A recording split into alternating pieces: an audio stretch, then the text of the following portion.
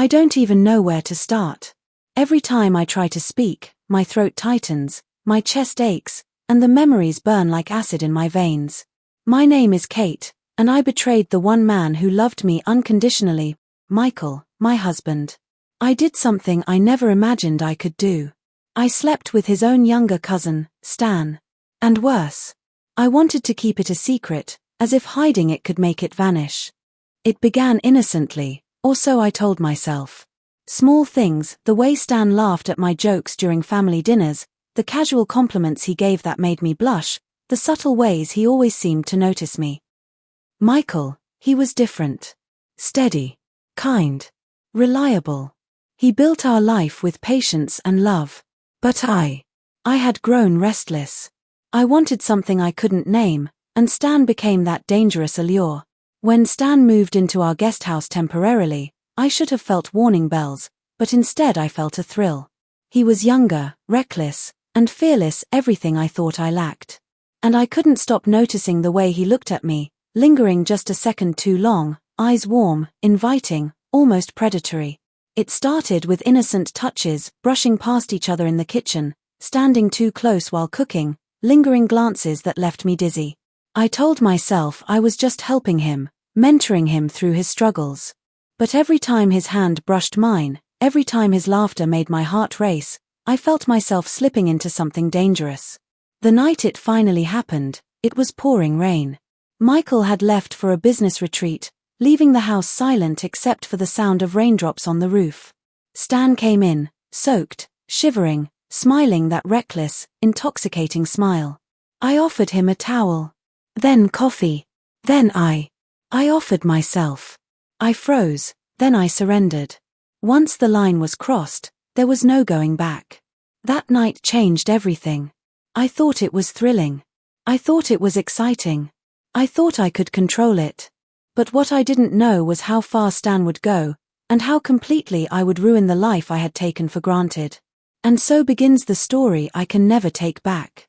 After that night, everything spiraled faster than I could ever imagine. What started as a single act of reckless lust became a dangerous addiction, one I couldn't stop, even as guilt gnawed at my insides. I met Stan in the shadows of our home, every stolen moment more intoxicating than the last. The laundry room became a secret haven, the backseat of Michael's car a battlefield of desire. Stan was reckless, daring, and cunning. Every time he touched me, whispered my name, or pressed his lips to mine, it felt like I was stepping further into a storm I could never escape. He didn't just want me in the moment, he wanted possession. He wanted power over me, over my emotions, over my life. And somehow, I let him. I would return to Michael's side afterward, and the contrast was unbearable. His calm, gentle devotion, the way he cared for me, the way he smiled at our life together should have made me feel safe. Instead, it made me resent him. I felt trapped by normalcy, suffocated by stability. Stan promised escape, excitement, and freedom, and I let myself believe it.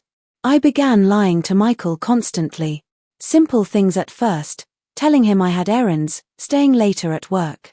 Then bigger lies, nights out with friends, trips I never took. Each lie was a thrill. Every deception made me feel alive in a way I hadn't felt for years. Stan's obsession grew. He whispered things that made me shiver. You don't need him. You need me. At first, I laughed. But his words seeped under my skin, poisoning me. I was in too deep, addicted to the danger, the secrecy, the thrill. He began testing boundaries, daring me to meet him in riskier places. One evening, he cornered me in the dimly lit guest house and whispered, "Tell him about us. Let's stop hiding." My stomach dropped. Tell Michael. I had told myself I'd protect him, that I'd end this quietly. But his smile, it was chilling. He didn't just want me. He wanted control, domination. I realized then that the game I thought I was playing was already lost. Stan had pieces of evidence, letters, small tokens, reminders of our nights together. And I had nothing but guilt and desire. Everything began to unravel the day Michael's aunt came to visit. She adored Stan like a son, and she had an uncanny way of sensing tension in the room. I tried to act normal, but it was impossible. Every glance, every touch, Every laugh from Stan sent shivers down my spine. Michael's calm presence became almost unbearable. I could see suspicion flickering in his eyes, though he hadn't said a word yet. I tried to keep my composure, but the guilt weighed heavily, twisting my stomach into knots. That evening, Stan cornered me in the hallway, grinning with his dangerous charm. "Tell him about us, Kate," he whispered, leaning in so close I could feel his breath. My knees went weak. "Tell Michael."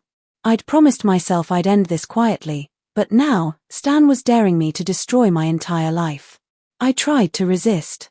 "No," I said, my voice shaking. "We can't. I won't ruin him like that." Stan laughed, a sound that once thrilled me but now sent ice through my veins. "You think this is about him? You're mine, Kate. And I always get what I want." I froze.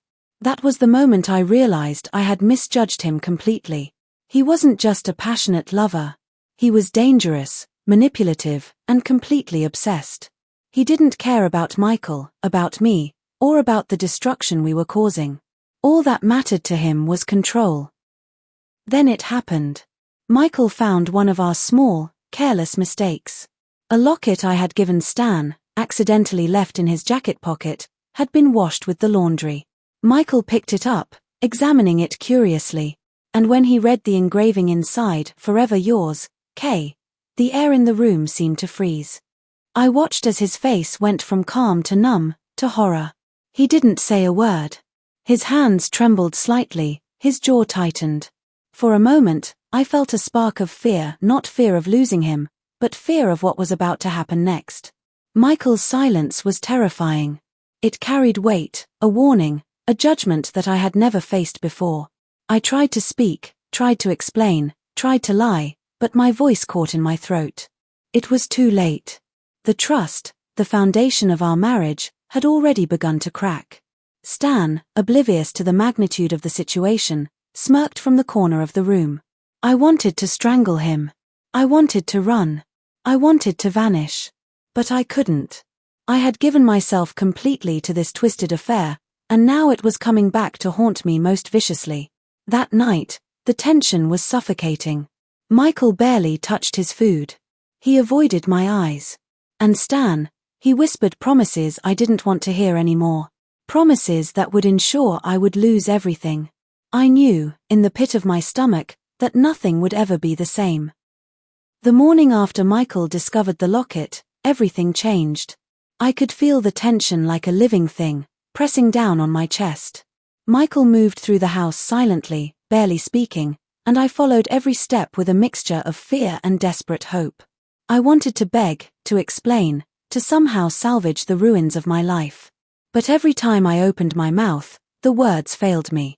And then Stan, he came in. Grinning, confident, oblivious to the weight of the storm he had unleashed. He kissed me on the cheek, laughing as if nothing had happened, as if we were still safe in our secret world.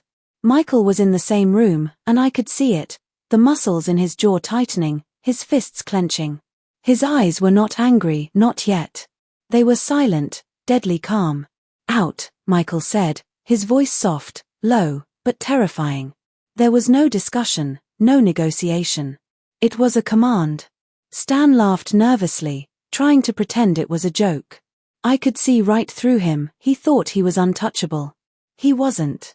That night, as Michael retreated to the guest room, the house felt like a battlefield. Stan began slipping letters under my door, calling my name, whispering about love and devotion, insisting that I belonged to him. Every note was a reminder that I was trapped, addicted, and utterly powerless. I tried to set boundaries, to assert control, but Stan wasn't a man to be controlled. He wanted me entirely, and his obsession grew daily. One evening, he cornered me in the dimly lit hallway of our house, his eyes shining with dangerous intensity. "You don't love him like you love me," he said. "You'll never stop." His words were a dagger in my heart. I realized then that I wasn't in control of this situation at all. I had thought I was orchestrating a thrilling affair, but I was the pawn in his twisted game. And then, the inevitable happened. Stan went to Michael himself. He confessed everything, every lie, every stolen moment, every whispered promise. He showed him letters, tokens, proof of the betrayal that had been festering like a hidden wound. I remember the moment I heard it. Michael's face when he learned the full extent of my betrayal was something I'll never forget. There was no mercy there, no hesitation. The trust we had built over years was shattered in seconds. And for once, I was completely powerless. My heart pounded with fear and guilt. I had brought this upon myself. Stan had dragged me into a spiral of destruction, and I could see clearly now there was no turning back. The chaos had begun, and I was trapped in the whirlwind I had created. If you think Kate's mistakes are unforgivable, hit that like button now, and comment below what you would have done if you were Michael. Don't forget to subscribe for more shocking confessions like this every week. The day of reckoning arrived sooner than I ever imagined. I was in the kitchen, trying to act normal, when the tension in the house became unbearable. The air was thick, almost suffocating, with all the unspoken truths and lies swirling around us. Michael had been silent for days, barely acknowledging my presence, while Stan prowled the house like he owned it, daring me with his reckless confidence. And then it happened. The moment I will never forget. Michael's patience, if he had any left, had reached its limit. I heard a shout, sharp and explosive, followed by the sickening crash of breaking glass. My heart stopped. I ran toward the sound and saw him standing over Stan, fists clenched, face red and wild, his breathing ragged. Stan lay on the floor, dazed, blood trickling from his mouth and a sheen of sweat on his forehead. Time seemed to freeze. I stood there, frozen in horror, realizing that my reckless actions had led to this moment. Michael's eyes, filled with betrayal and rage, locked onto mine. "I gave you everything, Kate," he said, voice trembling with a mixture of fury and heartbreak. Everything. I wanted to explain. I wanted to beg. But no words could undo what I had done. And Stan, he looked at me with something I had never seen before. Fear. For the first time, the boy who had seemed untouchable realized the consequences of his obsession. Neighbors started gathering outside, drawn by the noise, and someone had called the police. Michael, my husband, the man I had betrayed, was arrested for assault, though I knew in my heart he had only acted out of pain and anger. Stan was taken to the hospital, his injuries severe enough to require days of care and observation. I was left alone in the chaos, surrounded by shards of glass and the wreckage of my life. I realized then, more vividly than ever, that I had destroyed everything that had once been safe and sacred. The man I loved, the man who trusted me completely, was now a stranger to me. The cousin I had allowed myself to fall for, the one I thought I could control, was lying in a hospital bed, bruised and broken, and blaming me for it all. Michael's aunt arrived to bail him out of jail, and her eyes barely met mine. Her voice was cold and steady. "You did this." I wanted to scream, to beg her to understand, but there was no escaping the truth. I had brought this upon myself, and I had no one to blame but me. That night, alone in the house that had once been our sanctuary, I sat among the wreckage and cried. Every decision I had made, every reckless thrill I had chased, every lie I had told, it all came crashing down. And I realized that from this point on, there would be no forgiveness, no reconciliation, no second chance.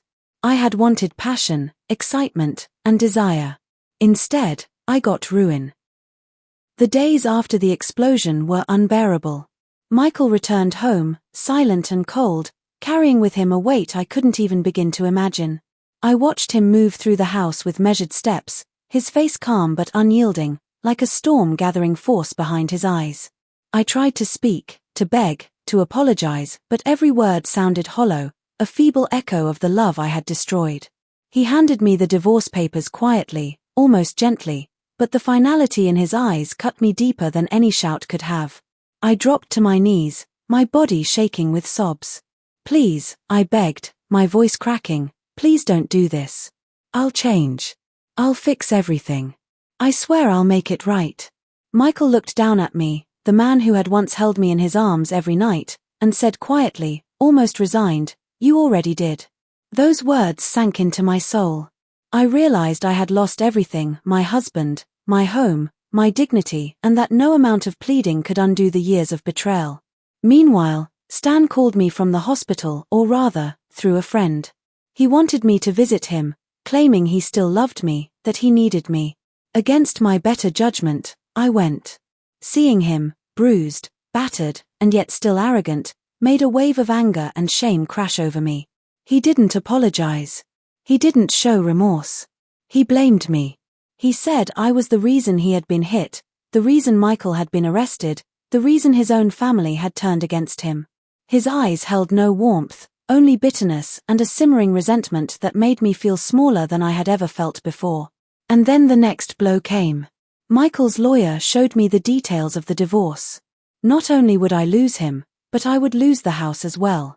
Every asset, every possession I thought was mine, was being taken away. I had to vacate immediately. There was no room for negotiation, no plea to soften the blow.